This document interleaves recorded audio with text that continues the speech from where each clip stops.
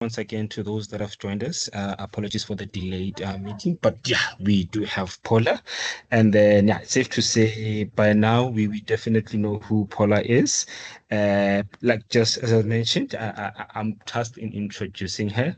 But then, yeah, for those that do not know who Paula is, she's a veteran journalist, an editor, media strategist, and then a media development specialist with more than 3 decades of experience in the media industry. The reason why I wanted to do this intro was because of this line. She was the first female editor of the Saturday Star and then later served as the regional director for Africa at Press Council. I just wanted to say that in the spirit of National Women's Day. So yeah, thank you very much. Do take it away, Paula. Thank you very much, Valent, and thank you very much, everyone, for your patience. I apologize that I misunderstood that it was and didn't actually have this on my diary. But as it turned out, I mean, I was thinking about it ever since Kate asked me, and Erin sent me the video of the presentation that was done by Shikululu, just talking about the fund. And I think that what I want to do today is to really kind of deepen your understanding. If you've attended that, if you've attended previous sessions that I've done, I just wanted to be able to reinforce some of the very, very key things that the fund appears to be looking for. And then for to give people some space to be able to give ideas on what they think they can do and how they can do it.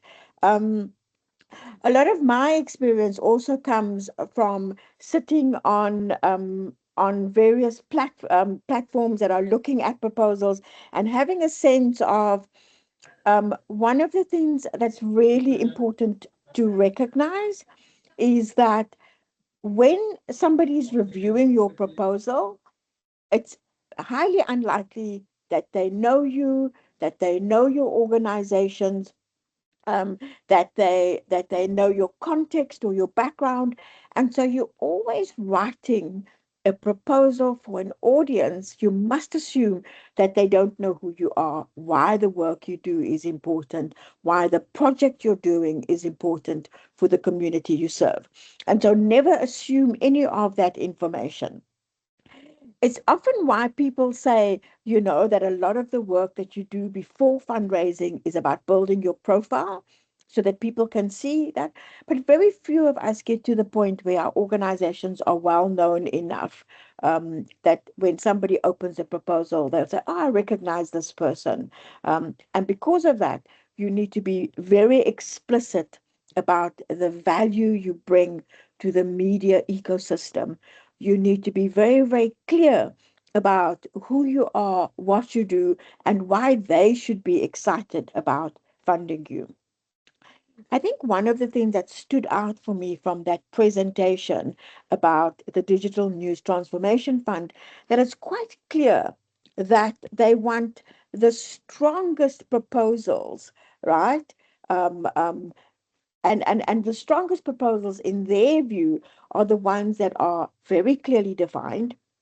They are very realistic, achievable digital transformation projects, and that it strengthens public interest journalism and contributes to the publisher's long-term sustainability, right? So clearly defined, realistic digital transformation that strengthens public interest journalism, sustainability. So for me, the winning thing is alignment, not ambition, right? What is your problem? What are you going to do to solve that problem? What is the right? So what are your proposed activities? What are the people you need? What is the budget you need? What are the outcomes you're going to actually then have? All of those things must work together. You can't solve a problem that is big with a small activity and a small budget. And by the same thing, you can't solve a small problem with big activities and big budget. Um, so that's the first thing. Is my problem clearly aligned? Clearly identified? Are the activities in line with the size of the problem? And if your problem is too big, can you identify a portion of the problem that you can tackle first so that your activities are aligned to that? Is your output aligned to the activities you're going to do?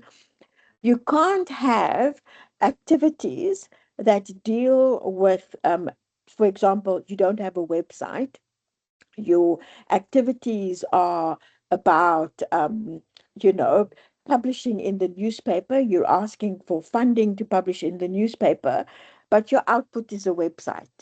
Then your activities need to be commissioning a website designer, buying a website site, testing the website, testing, doing promotion activities in your newspaper for the website, maybe asking for funding to write website specific questions, so that you then have an outcome that talks about the digitalization of your printed edition. But I think the first thing that we really need to say is that the funders want to see that the winning idea, that your idea is aligned. Your problem um, um, is met with appropriate activities, has appropriate outputs and appropriate outcomes. If any of those elements feel inflated or implausible, your whole proposal suffers, right? I mean, so that's the biggest thing for me, that the problem, the proposed activity, the people, the budget, the outcomes, and the funding tier that you're applying for must all make sense together. So let's start off with eligibility. We know this. You must be a South African registered entity. You must be a Press Council member in good standing. You must have a valid SARS PIN, an organizational bank account, and original public interest journalism or direct ecosystem support. You must be independent of political party control. You must have governance information, your proof of address. You must be a small entity, generally fewer than 1 million, right? And you can't be an aggregator or a broadcaster. So first of all, tick off all of those boxes. You actually pass the eligibility then. We know that the fund actually supports small, medium, and micro-sized independent news agencies in South Africa. For-profit and non-profit can apply, and the projects need to advance one or more of the following: digital transformation, public interest journalism, organizational sustainability, new or improved business models, audience growth and engagement, digital products, innovation appropriate to your level of maturity and capacity and skills building. Um, I think that's really important to think about, that the project is project based, and it's project based because you're able to actually measure the change. Um, and so it's not unrestricted. So we've got eligibility, we've got strategic fit. That's the first level. Before we go, so phase one gets you an invitation to actually apply for phase two. Phase two is all about the technical plan and evidence, and then the committee makes the recommendations. So for phase one, be concise, keep it short, but really think through your project plan. Don't simply write what you want to write. Make sure that you really have something at the back of it. Um, where do we go from there? There are specific tiers. So we've spoken about this before. So I'm not going to go into great detail about it. But identify which tier works for you. Don't simply go for the money. Go for the tier that will get you to the next level. And really almost think about it, that each of these over the next 2 years allows you to continue to grow. So you've got Ignite, as you know, it's 100,000. It's introducing a digital platform, whether it's print, WhatsApp, or Facebook. Building, is up to 380,000. It's to rebuild, to mobilize, to really put basic tools in place. Growing is up to 950,000. You've got a product, you want to expand, you want to make it go further, and then engage, which obviously is much, much further. I think it's really important that when you are looking at your proposal, that you know precisely what the problem is. Um, a strong proposal really needs to be able to answer very, very specific things. What is the specific problem or challenge that you're going to address? Um, sometimes we respond to the symptoms and not the problem. Um, Sometimes we say our our audience is not engaged, and so we want to have a marketing strategy to raise awareness. But maybe our audiences aren't engaged because our website is slow, or we don't have a very, very good social media strategy. And so we're not using social media to engage our audiences. So know what the problem is that you're actually, or the challenge that you're addressing. Know what your project is going to create or improve. Right? Don't be vague about that. Don't be vague about what the project is going to create or improve. And by that, you need to know what's going to change, right? What's going to be different afterwards. So a vague or a weak problem is to say we want a new website, or we want to introduce a podcast, and we want to hire two more people so that we can have better social media, right?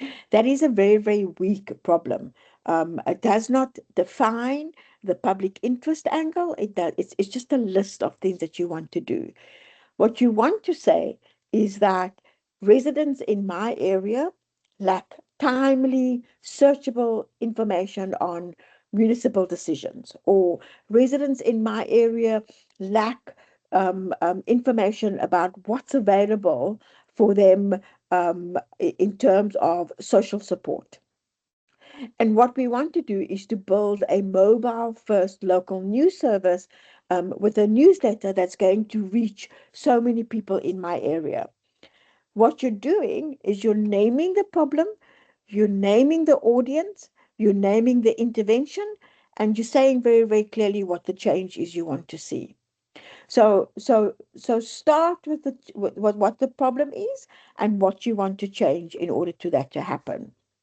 Um, and then, as I said, any project overview is really about answering very, very clear things. What is the problem that exists? What are you going to do in order to solve that problem? And don't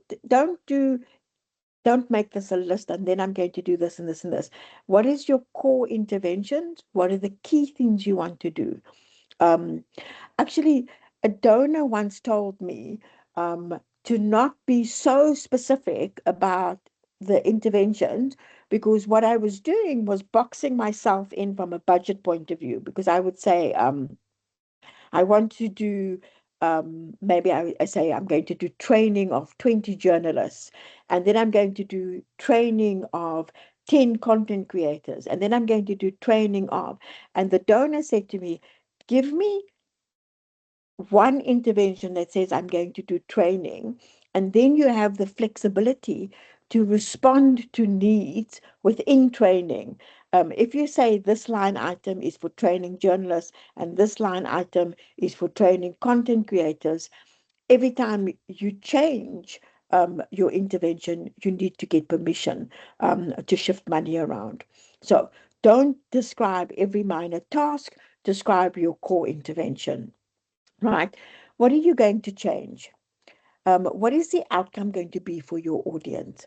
Remember, we're talking about public interest journalism here. And so, really, it's about your audience is at the forefront of the change you're trying to achieve.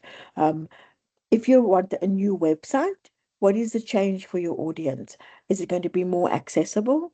Is it going to be more friendly? Is it going to be more sustainable? Um, what is the change going to be?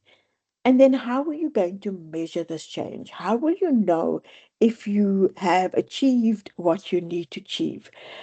On the form, it suggests that your problem statement, right, should be about 150 words.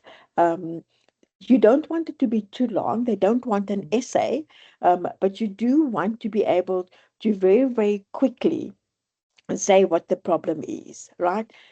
And one of the things that she actually stressed a lot was problem, activity, output, outcome, measurable impact, and then how this leads to sustainability.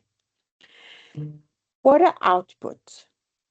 Outputs show the work is completed, but outcomes show the value created.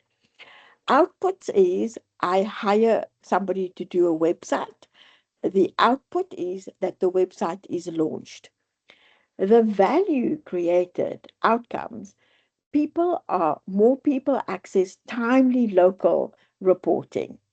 More people access timely local reporting. That's your outcome, right? So remember that distinction. Outputs is 10 people are trained. Outcomes is staff are able to publish faster and can use audience data. Output is a newsletter is published weekly. Outcomes is that subscribers, you build loyal subscribers. They return, they engage more often, they read the newsletter, and they click through. Outputs is that you put in place a membership system. Outcomes is that reader revenue reduces dependence. And this I'm going to actually leave for, I'm going to send this to Valent to share with you so that you can just reinforce that. How are you going to measure? Um, Deciding how you're going to measure is also important. It's when you decide how you're going to measure, it also allows you to check against your activities. If your activities are not realistic, you can't measure properly, right? I mean, um, if you decide how you're going to measure, it allows you to fix your activities also. And deciding at the beginning how you're going to measure means that when you're implementing your project, you're making sure that you're measuring right from the beginning. There are a couple of different ways that you can kind of say you're going to measure. You can measure your audience, right? You can measure your audience in terms of how many people come to my website, how many people return from our website, how many people sign up for the newsletter, how many people open the newsletter. All of those are audience measurements. The other ways of how many new users have you got? How many new subscribers have you got? All of those are ways that you can measure around your audience. Your journalism, sometimes it's really difficult to measure your journalism, but you can also say how many did you increase the number of public interest stories you wrote? Um, did you expand your newspaper to new communities? Did you increase the number of languages that you published in? I'm working on a project now where one of the measures of our success is how many additional African languages we've been able to publish in and how many additional um, African languages we've been able to share with other publishers. And so think about the measurements around your journalism. You could also have journalism that says that a measurement that say we wrote so many stories about gender or about service delivery, etc. We did so many investigative journalism stories for our audience. All of these are measurements for journalism. Revenue, money, right? I mean, how many people paid for membership?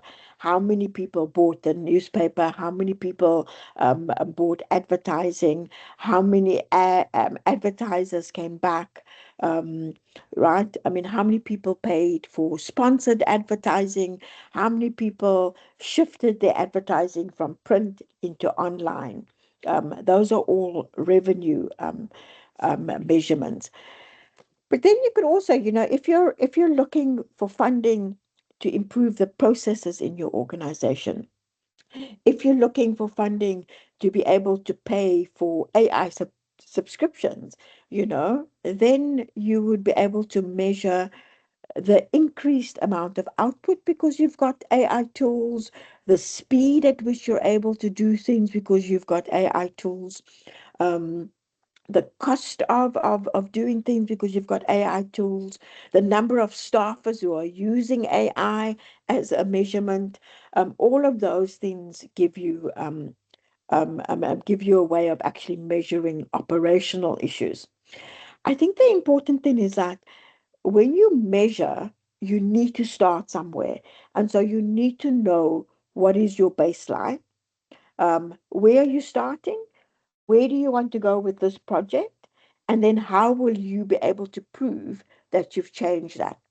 It's no use saying, and sometimes with narrative change projects, when you want to introduce people to different ways of engaging, you might actually kind of say more people will will understand the role of local government. How are you going to measure that? Do you know how many people understand the role of local government now so that you can actually share it? Um, so understanding is a difficult verb to use for measurement, because how do you measure understanding? But you could actually measure how many people now have access to social media, right? So really think about that. How many people, what is how are you going to measure, and what is that measurement going to be? If you are, yeah, is there a question? Quibus, I think that your mic is off. I mean, your mic is on. Do you have a question?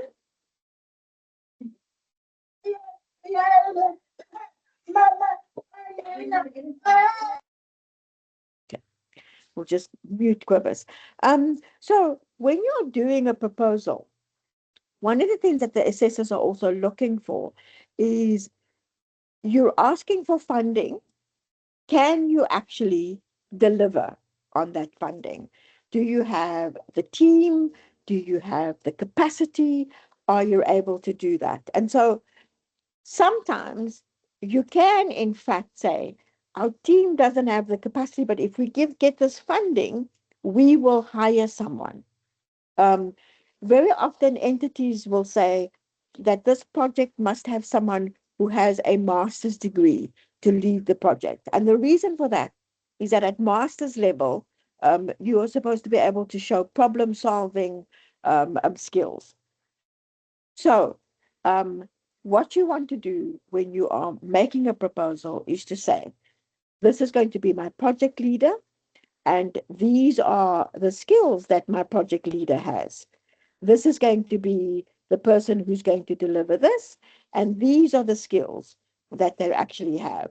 So it's really important that you are, in fact, able to really show that you can deliver what you're saying, and that you've got somebody leading it. If it's yourself, make sure that you're actually able to engage that. Um, what do you have? So you want the project leader, you want to be able to show that you've got relevant editorial product and experience. Um, and again, this is where if you don't have it, say the funding will allow us to hire a web designer. The funding will allow us to be able to bring in an expert who can help us deliver this, right? I mean, you want to be able to prove that you can, in fact, deliver this. What about audience trust, right? I mean, what is your relationship with the audience? Your audience is ready. Show, provide some evidence that you actually understand um, who has this how you're going to do this, what systems you have in place. Do you have an editorial board? If you don't have an editorial board, do you have at least a decision making process? um, it's really difficult sometimes if you're a single publisher without a lot of staff, because very often one of the ways that you actually show that you've got good governance is to show that at least two people are making decisions about finances. And so you really do want to show that you have systems in place, that you have governance systems in place, uh, that you might have a board, or if you don't have a board, that you have a management team that works together. And then you want to be able to show that you have sufficient time to implement what you're asking for. If you don't, if you're asking for money, don't ask for a huge amount of money to implement in 3 months. Ask for money that will allow you to implement it in an appropriate amount of time. Filling the gaps. If you don't have skills, say these are the skills you don't have, and say how the funding is going to help you get those skills. If you need a consultant for specific things, say so, right? Ask for the funding to cover the consultant's fees. Um, if you need to build the capacity of your team in order to deliver the plan, make sure that you've got a budget for training, that you've got a budget for support. And if you need to purchase certain things or outsource certain things, then make sure that you've got procurement, supervision, and accountability in your system. Let me just stop there for a minute and check um, if there are any questions or any comments at this stage. Let me just check in the chat if there are any. Okay. Thanks. Um, no questions. If there are any questions, guys, just put your hand up and ask. Um, and then we'll understand. Valen, do you want to go ahead? Yes, thank you very much. Thank you very much. I think, yeah, I wanna touch on you touched on ambition, right? In terms of the Mm-hmm. proposal, because we know that sometimes when people want to submit proposal, they want to submit the best of the best. So my question is based around that. So in terms of how ambitious should one be?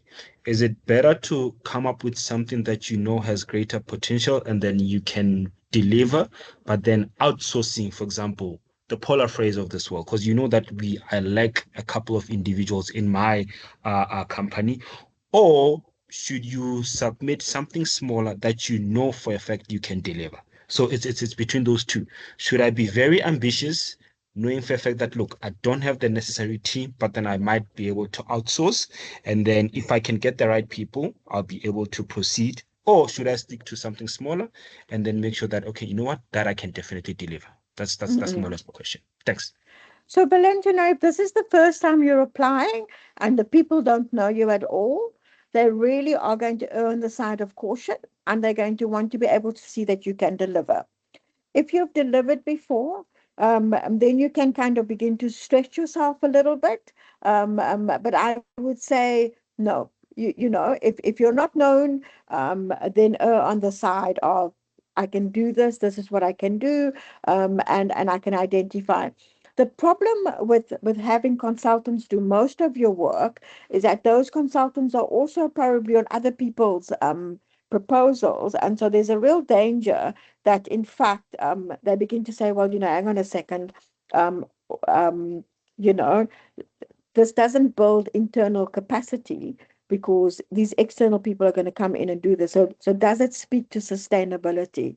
Will this organization be sustainable in the long run if all of these outside people are coming in? So think about that, right? Noshad? Good morning, Paula, and thank you so much for what you've shared with us so far. I'm it's an eye opener, the detail, because sometimes you look at a question and it looks quite simple to answer it. And I give you the Mm, one where you said, outcome and output, how mm, different that is, yet you could answer it with, with confidence. mm, And that slight distinction makes a mm. difference in the eyes of Yeah, the funder. So yeah. I thank you for that, and I think everybody listening should be very aware of what the difference between output and outcome is, and that's so Mm, clear. The yeah. question I have just at this juncture is that the funding process comes twice a year. Is the funding for an annual, or is it project based on a time when they do approve it? So, I mean, and my understanding, and so first of all, I need to explain that I am not from the The fund. fund. Yeah. Yeah. And I would say that because so this comes twice a year. Um, I think that in order to spread it out to as many different people as possible, they're probably not looking at giving the same people the amount. So you're unlikely to get funding every time they make a call. Okay. Um, but what I would encourage you to do is to think of yourself as building something so that you're moving up the chain of a starting fund to build a good foundation, and then to be able to by next year to shift from the small one to the build one or to the engage one. So that's what I would work towards if I was doing an application this year. I would do something to this year that was building a foundation and then moving forward to really expanding afterwards. Johnson? Okay. Okay, thank you, Paula. Thank you very much for the presentation. Quite eye-opening. Um, Now, my question is to go both to you and Valent, the AIP. So, is it when I apply for funding, and then I say I will bring in people who can do training for my staff, Mm-hmm, probably on digital journalism, mm-hmm, probably just mm-hmm, making an example. So can I put you, are you available for such? And then maybe can you also get because you said we should also include the budget for that. Then can we get probably your rate, or can we say the AIP will assist us on that kind of training? Will they, or if we don't know such people, can the AIP help us getting such people and probably their rates as well? mm-hmm. So I'm going to say that for me, I'm going to say for various reasons, I'm not the person for you to put into your proposal at all. Um, but I think that Valent, I think you could, AIP could probably help, right? Valent and Aaron, AIP could probably help in terms of supporting members, procure training, etc. I mean, I certainly would want to have realistic amounts in for the training when you're putting that in. So, Valent, let me check. Yes, Um, yes, it's something that we can actually look into. But yeah, I think the biggest, it's not an issue. It's by project in terms of Johnson's project. What is he mm, submitting, and then what mm, can we help with? Because it's not yeah. gonna be a one size fit all. So yeah, we Mm, need to look into that. But yeah, into the nitty-gritties. But we can talk offline, and then this is something that the office can actually discuss. And then I'm glad we have our dev consultant Nashad too. But yeah, definitely mm. something that we can look into. Yeah. Actually, I don't know. Can you see my presentation? You can, hey? Yeah. Yes, yes, we can. Wait, hang on a second. Nisha, do you want to chat?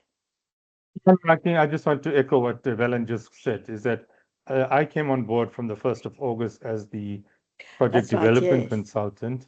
And my role is to assist, not to solve all the problems, but to actually assist in some of the application process and then some of the technical challenges, including looking for different types of consultants will fall under the office and my role. Okay, perfect. Which actually brings us to this next section, right, which is the budget. So I think one of the biggest challenges with the budget is not being realistic in your costings. And so, Johnson, I like the fact that you said, can I get a quote? Because sometimes we don't get a quote and we just thumb suck, and then we forget that the people who are looking at these proposals have an idea of how much it costs or how much it doesn't cost, right? To do training or thing. And the other thing that people are going to ask is it necessary? Is this line item necessary? Why is it necessary for this line item? If you do this activity, what does it mean in terms of the outputs that you're going to have?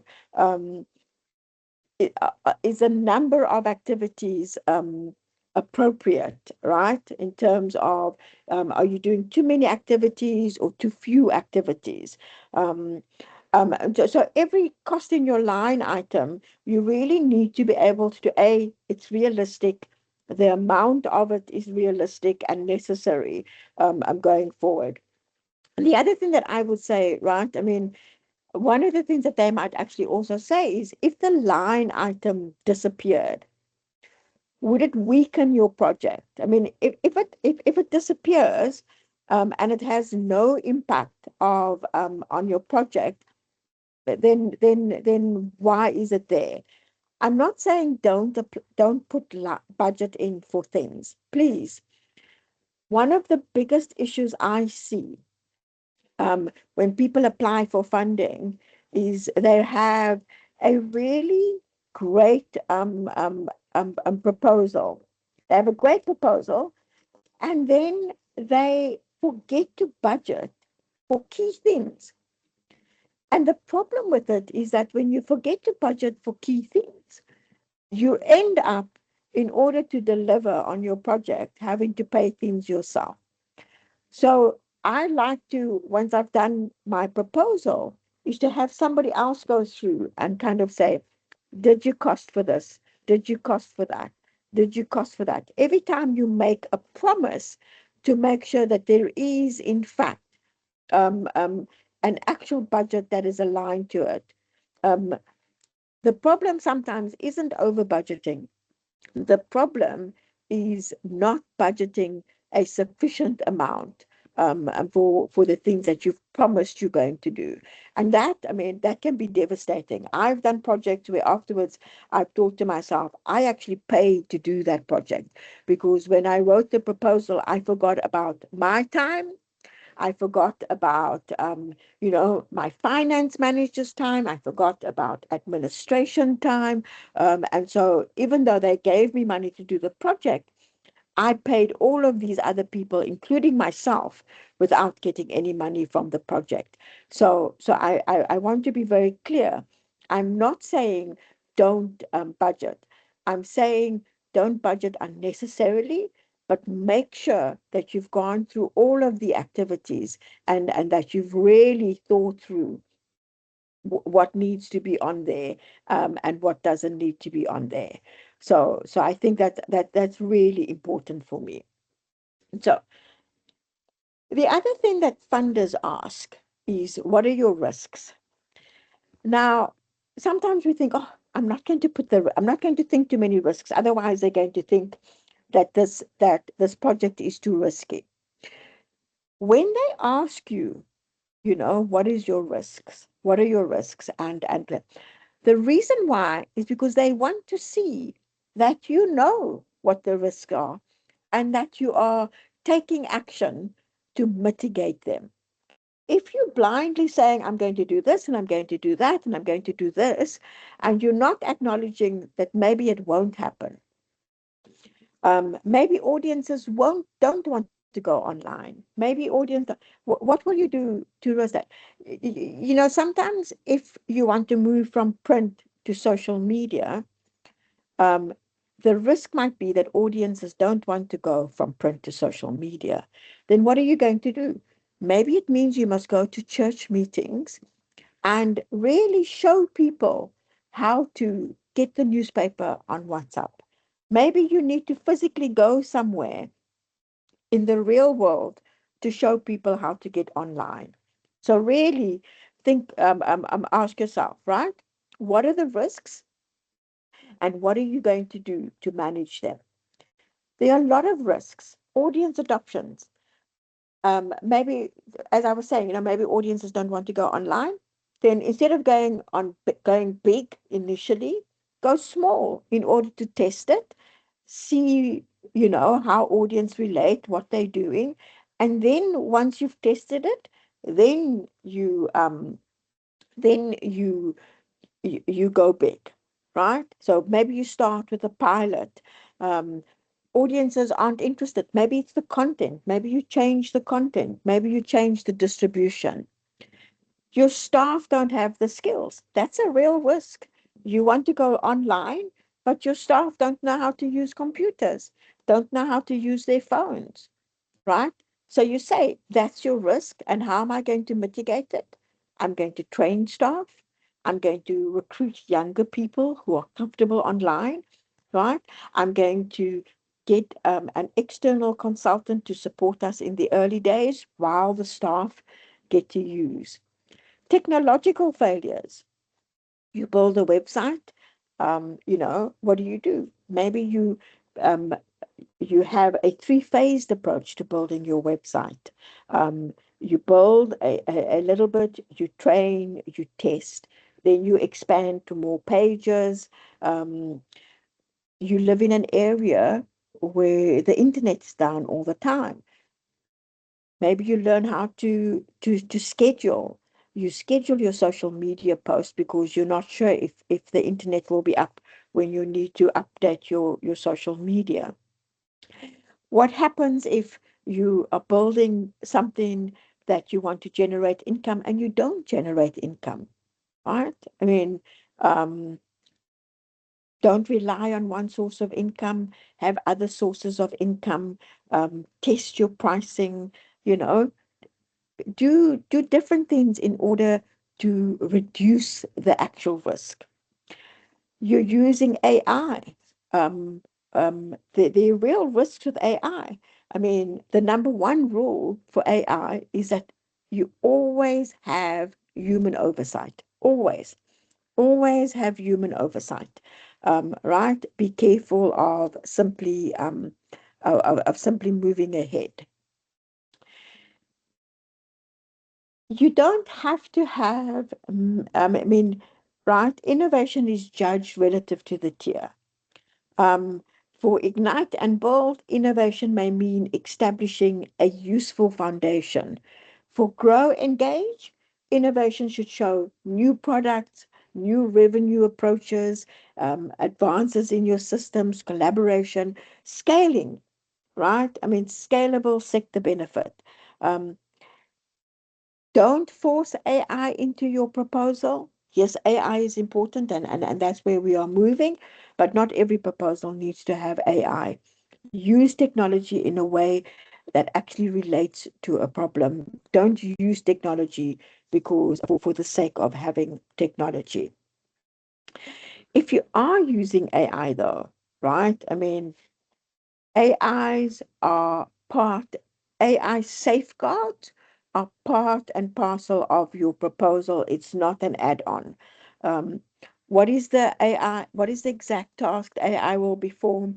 What won't it perform? What are your safeguards? How will you make sure that you keep your journalists accountable? How do you ensure that you protect personal information? How do you test for errors, for bias, right, for harmful outcomes before you use AI? Um, what are you going to do that really just make sure that you have data safeguards if you're using AI? Um, I, I want to be absolutely clear. I mean, I think the ship has sailed when it comes to AI, and all of us need to be able to use it, but we also need to use it in a way that is very authentic, and really supports what we do. Um, um, no AI generated work can go without human oversight. It doesn't matter how good your AI system in, you always want to make sure that you've got human oversight. I think that is, for me, the number one rule for AI. Constantly, right? Having human oversight. Okay, let's go um, to sustainability. What they want to see is that after you've implemented this project, right, you can continue to grow. That this is not going to be a money for now, but that this is money to build. And sustainability is, if we give you money for this project, how how is it going to impact you in the long term? And what they're looking for there is for you to be able to show this project will help me start a membership fee. Membership will help me grow income. Or this project will help me diversify my income streams. When this project isn't around, I will still have a diversified income stream. This project is going to allow me to test something. When this project is not around, I will still have the lessons that I've learned from testing it. And so when we talk about sustainability, it really is about what survives after this project is done, right? What survives when the funding um, is not there anymore? There must be some value, and the value is um, I've tested something for revenue. I've diversified my revenue streams. I've introduced a new product. I have better capability amongst my staff. My staff have skills, and my staff will always have these skills, even when this project is finished. Um, my publication has systems and workflows, and we still have the systems and workflows after the project is gone. You want to be able to identify something that will live in your organization after the project is gone, whether it's revenue, whether it's capability, staff skills, workflows, systems, processes, whether it's operations, right? Um, the operations have improved going forward. I can actually pick up the cost of the AI because I've generated income from this project. Staff, the operational processes are embedded, and so everyone knows what they have to do. Um, After this project is gone, I will still have my audience that the project grew. Because I still have the audience that the project grew, I have potential revenue income from it. After this project is finished, I will still have the partnerships that the project actually introduced. And because I have the partnerships, we have access and commitments that continue after the grant. Nobody wants to give 50 Rand for something that happens now. People want to give money that will happen now, but also have longer term impact. So really think about it. And all of you can think about the impact. You just need to give some thought. What's the impact going to be? What is it going to, right? I mean, what will we retain? What will we still have afterwards? If there is for multi-year funding, right? I mean, you really want to be able to show the growth. In year one, you can build, you can test, you can measure. In year two, you can refine, you can expand, you can sustain. Um, Very often, and clearly, year two will depend on year one, and so you do need to be able to be very realistic in, I'm going to do this now, um, um, and going forward, I'm going to do this. I want to say, and this isn't necessarily true for this particular application, but when you get funding and you write a report at the end of your funding period, one of the things I always say to members in my team, when you write that final report on what we've achieved and where we are, always write recommendations to the donor, because the donor is going to read your report. They're very interested in what you've achieved. what you want to do is you want to do something like um, um, that you want to do something to say, this project showed what we can do, and our recommendation is that this is what we can do next. You know, you always tell um, tell the donor what they should think about funding afterwards. So I always, when we finish a project and we write a project report, we always end that project report with recommendations of going forward. You know, the next thing for this project would be to do this, would be to do that. Let's just pause for a minute about the language you want to use. I said earlier on, right, that you want to be quite specific. You want to signal in your proposal that that you know what you want to do, what your audience is. So assessors are looking for as I said earlier on, a specific problem rather than a general desire to go digital. And it's the same way also with your language, right? Rather than say we will empower communities, name the community, name what the need is, right? And then name what the change is going to be.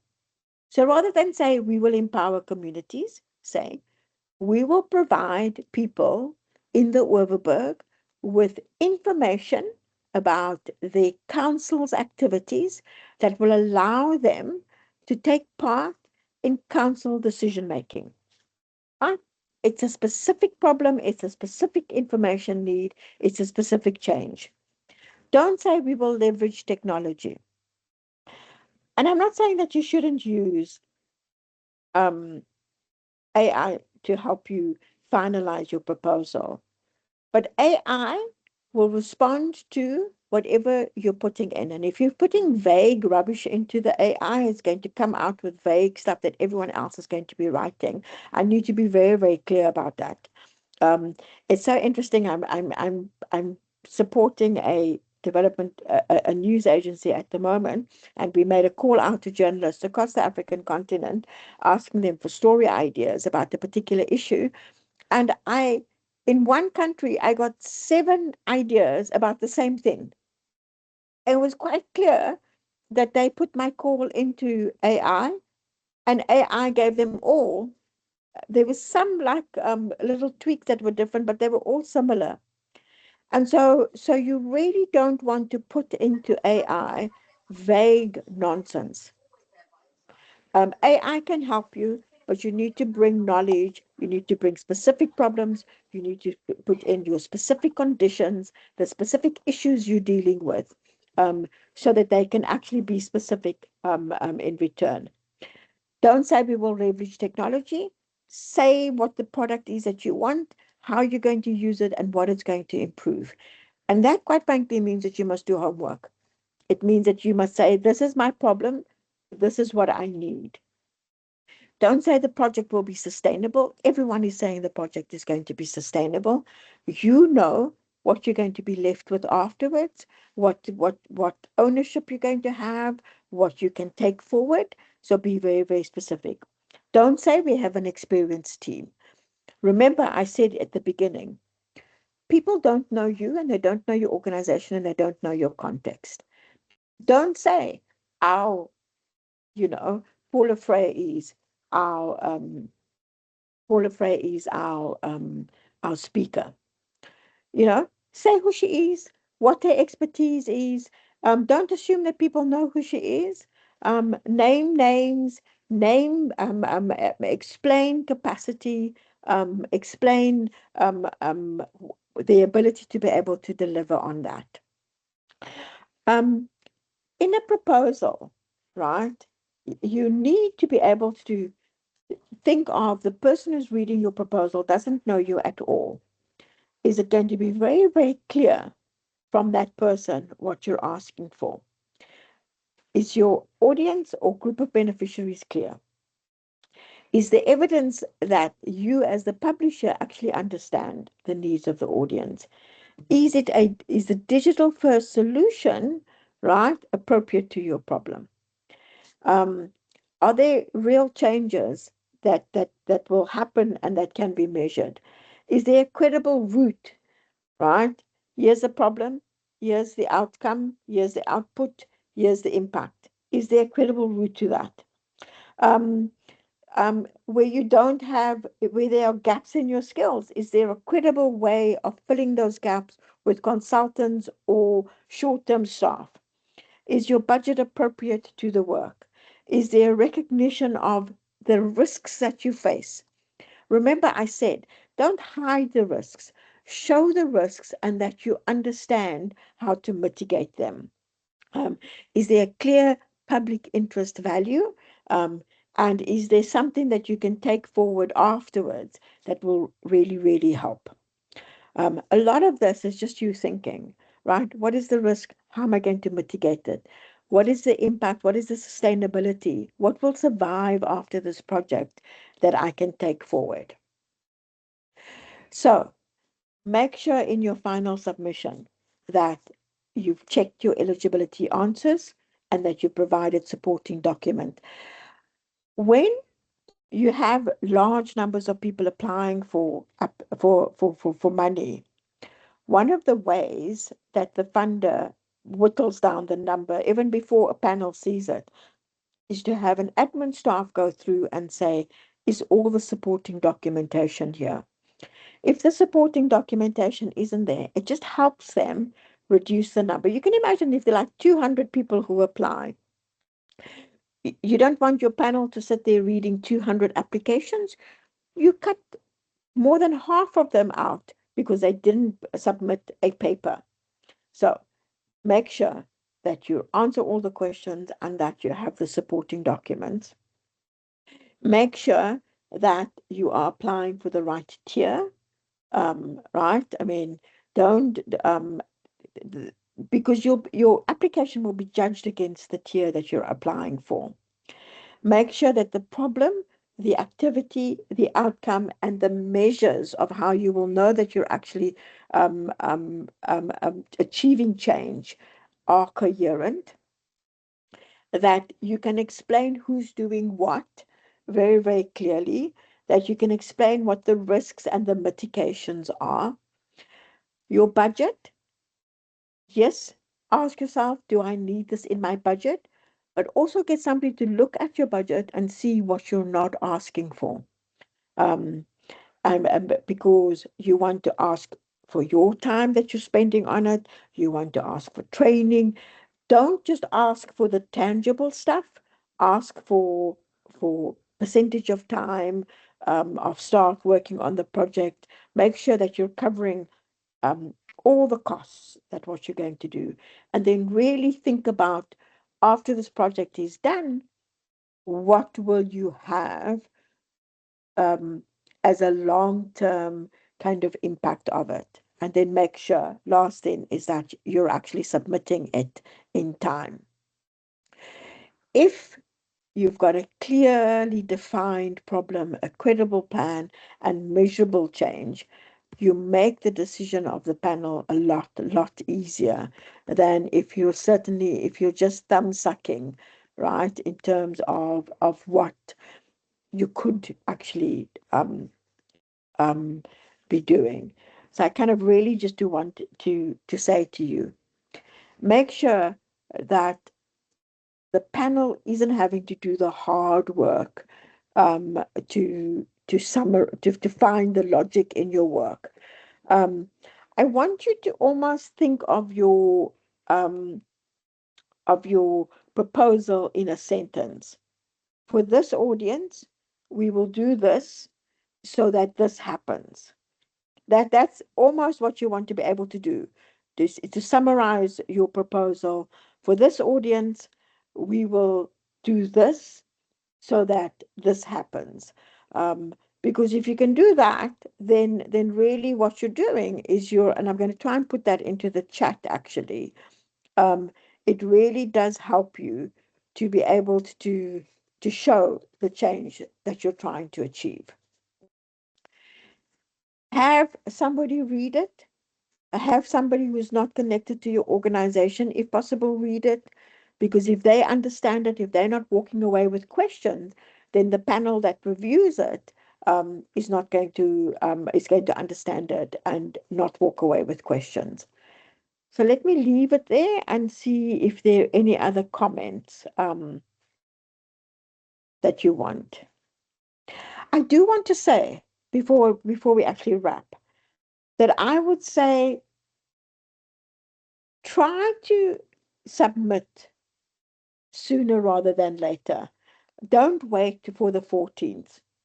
Um, I've had situations where we've waited for the last day, and there were so many people trying to upload that the system was very slow. You know, if you had connectivity problems on the day you were supposed to connect, that's not an excuse for them to give you an extension. So really think about that. And make sure that you keep a copy of your final responses and all your supporting documentation so that if you go from phase 1 to phase 2, that you got what you actually submitted, so that you are very, very clear about what you submitted and what you want to take forward. I would, when I've done my proposal, give it to somebody completely unrelated to them, get them to read it, and then ask them 3 questions. If they are confused or if they're unsure, then at least it gives you a very, very clear idea of where context or logic or specificity even is missing. And you want to make sure that you can, in fact, do that. Um, if you look at your work, for example, and you read a sentence and you think the sentence could appear in anyone's proposal, right? Then make it more specific. Put in the name of the community you serve, right? I mean, delete claims that you don't support or you don't have documentation, um, right? Delete anything that doesn't add value to your work. So let me pause there and ask if there are any specific questions. I see a number of hands up. Lachalichla, you start first, and then Johnson, and then Rashad. Good day, all. Before you wrap up, Paula, I'm having a problem because always the response when for my application is that I'm too ambitious. I don't know, Mm-hmm. because when I'm setting up my budget, I explain each and every detail, what is the money for, what it is going to cover, but I don't know now what to do with that. Mm-mm. So very often, Lachalichla, ambitious is not so much about the amount of money you want, but what you're trying to achieve within a particular time frame. You know, so ask yourself, I mean, sometimes we feel that if we had a lot of money we can do things really quickly, and it's true that if you have more money you could pay people to do stuff, etc. But what they want to see is you being able to follow through this process yourself. So don't think about too ambitious as being purely money. Think about whether in the time frame that you need to achieve what you're trying to achieve, is it possible for you as an individual to give oversight over the activities, right?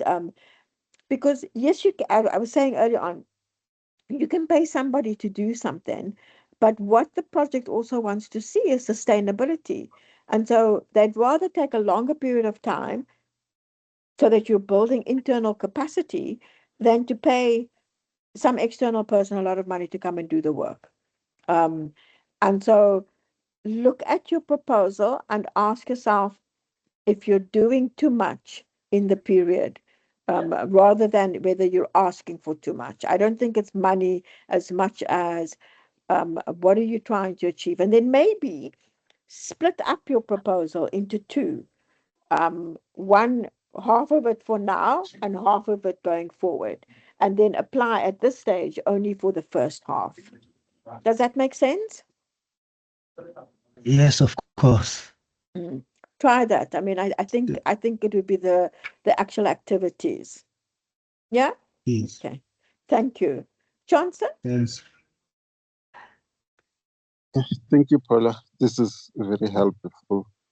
Um, Now I'm thinking with the budget part, Mhm. and then when I say I'm going to hire this a number of people, this is the staff that I'm going to hire, Yeah. and now the challenge is the salary or Mm. the payment. Do I put market related salary or can I reduce it for now because I just need to start?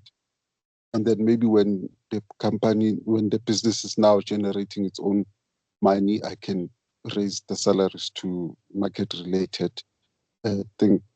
Because that's one of the challenges, because you find you put the amount where someone's supposed to maybe earn 500 and then I say I'll give them 300 or Mm, mm, 250. Would it mm. be a problem?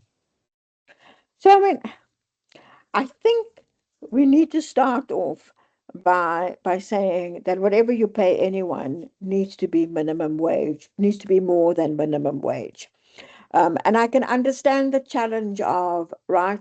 I mean, the process is sustainability. And so afterwards, what happens if you hire someone at market related, afterwards you won't be able to afford them because the income that for most of us in community media, it's really difficult to kind of generate the kind of salaries that people would pay if they were going to independent newspapers. And so one of the things that I would do, Johnson, is I would say, okay, um, if during the project, and so what you could do is you could have a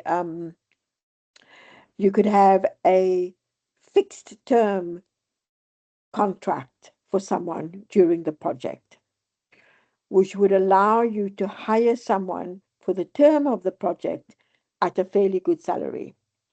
That would allow you to try to generate income for longer term support of it. So those are the kind of options you could do is for the project itself, have a fixed term contract that was covered by the project, and then to use that to try and generate income. Um, I would say that very often, if you're thinking of having someone for a longer period of time, then you might want to think, if I can't afford to hire this person at a full salary, maybe I want to hire this person at 4 days a week or 3 days a week or 2 days a week.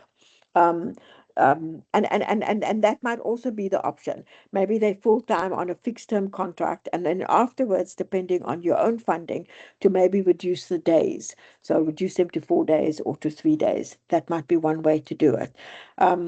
Yeah, but I would say for the project itself, ask for a solid salary so that you can get someone in there that can really help you, and ask for a solid salary for a good period of time. If your project is a year, ask for a salary for a year, you know, because that will also really help you in terms of your ability to be able to um, um, generate content, sell sponsored content, um, build processes within your organization, really just bring some expertise from outside in to also help you. And then afterwards, it might also be worth doing. The other things that you might want to think about, so for example, um, if you pay someone 6,500 and less, and they are youth under the age of 29, you could also get tax incentives for actually hiring that person. But that's another discussion. I would say pay a good salary, but maybe make it fixed term, so you're not obligated afterwards, Johnson, to help that. Rashad? I just want to Apologize. There's a lawnmower is going outside my estate here, so there's that noise. If it's coming, sorry about that. Quickly, I wanted to know, there's a phase 1 and a phase 2 application. Currently, phase 1. When we start the online application process, do we have to go start to finish at the same time, or can we come back? Because I'm just concerned some of us might get stuck. We need to get information, and then do we have to start the process again, or is there a way to keep what you put in, come back, update, and then finally submit? Valent or Erin, maybe you could help here, but my understanding is that you start the process and you can save it and then you can go back and finish it. Am I right? Yes. So that I remember on the first phase, there was a not first phase, but then the onset proposal, there was a problem with the portal because where they just wanted to include all the information, Yes. and then you had to save each and every page because if you didn't, then you lose the information. But I will double check on that one in terms of if the problem still persists. But that I know they'll fix the issue. You should be able to save. But yeah, I'll check in with the team at DNTF and then I'll get back to you in a short. But thanks for the question. Thanks. Thank you. That was the question. Okay. So I would say to everyone on this call, if you haven't started your application yet, I would work on it today and tomorrow, right? So that you can do your final checks on Thursday. Because what you don't want to do is to be doing your final checks on Friday and uploading on Friday. That level of stress is unnecessary, but more importantly, can you imagine how many people are going to be doing that on Friday? So yeah, spend today while all of this is fresh in your mind, just going through that.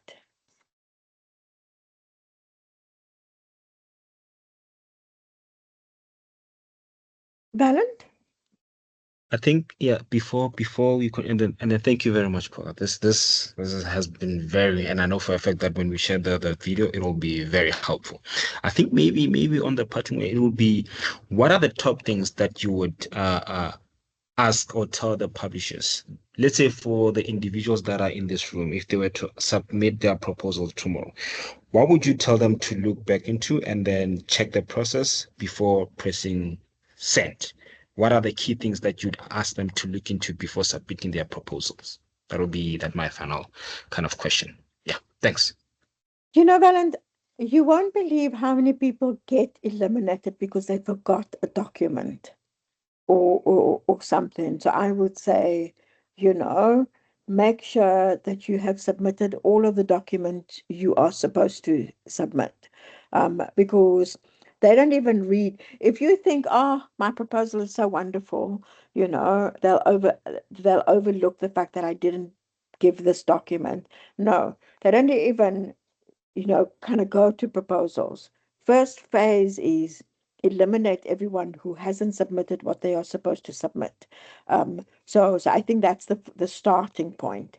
And then, at the start of the document is what is the problem you're trying to solve? If you don't hook them there, it's like a story. A good proposal is like a good story. It hooks the audience, and then it has this logical flow to the end. If you don't have a good problem that needs to be solved and a clear identification of the audience that you're solving it for, everything else doesn't unfold the way it's supposed to unfold. And so I would say to you, work on your problem statement, right? Work on your problem statement. Make sure that you hook the audience there. And that right from the beginning, they say, I want to see this problem solved in this community.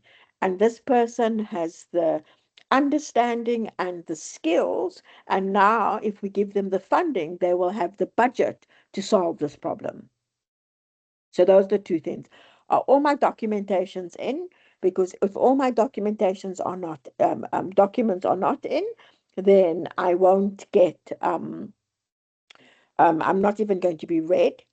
And then even if I am read, if I don't hook the panel right from the beginning, they're not going to keep reading through to the end. Have a concrete statement about what the project is going to achieve. Have clear budget expectations. For your budget, for phase one, right, you only need a high level budget snapshot.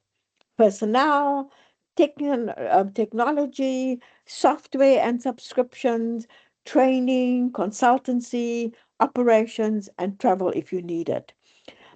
Go and have a look at what the cost of um, online tools are. If I want professional Canva, how much is it going to cost me? If I want professional AI, how much is it going to cost me? Right? Put those into your budgets and make sure. And then I have a compelling problem. By the end, I need to show what what what's the sustainable impact. When this project is over, what's the residual value, right? What is still going to stay? What's sticky about this project? So that, yeah. I'll tell you why people lose points for proposals. And some of this also is from the presentation that the DNTF did. They choose the wrong funding tier, right? They choose the wrong funding tier, and so they're asking for too much or too little. They use generic language that they've copied from another funding application. This must be a very, very specific funding call. They don't connect the project to public interest journalism. Why are we doing this? We're trying to build a sustainable public interest journalism ecosystem. They describe activities that don't link to the outcomes. So I'm going to do this, and I'm going to do this and this, but the activities are unrelated to the outcome. They say they have vague, measurable claims, right? We're going to increase understanding. How do you increase understanding? Difficult to increase understanding in a 6-month, year-long project. So I would say to you that in M&E, expanding understanding is a very difficult verb. Yeah. Right? You want to actually pass out the growth. An inflated budget, right? Not demonstrating alignment with the objectives of the fund. All of that is a reason why. Don't assume that the funder is going to like the assessor who's looking at your proposal is going to like you so much that they're going to fill in missing context. Tell them why you matter. Tell them why your project matters. Tell them why your audience will benefit. Let me leave it there. Yeah, no. Thank you very much, Paul. Thank you very much. This was such an insightful and practical session. Yeah. And then, yeah, I do hope that everyone lives here with a clearer sense of how to approach their applications. And then, yeah, in terms of having a better understanding. But yeah, thank you very much again, Paula. Thank you. And then to Thank you everyone very that much, attended the everyone. meeting, yeah, do have a wonderful day ahead. And then, yeah, good luck with all the upcoming proposals. Yeah, Thanks, good luck, Paula. everyone. I'm holding Yeah, thumbs for all of so you. much, Paula. Thanks, definitely. Thank you, then. Paula. Okay. Bye, Thanks. bye. Bye. Bye. Bye. Bye. Bye bye, Bye. everyone.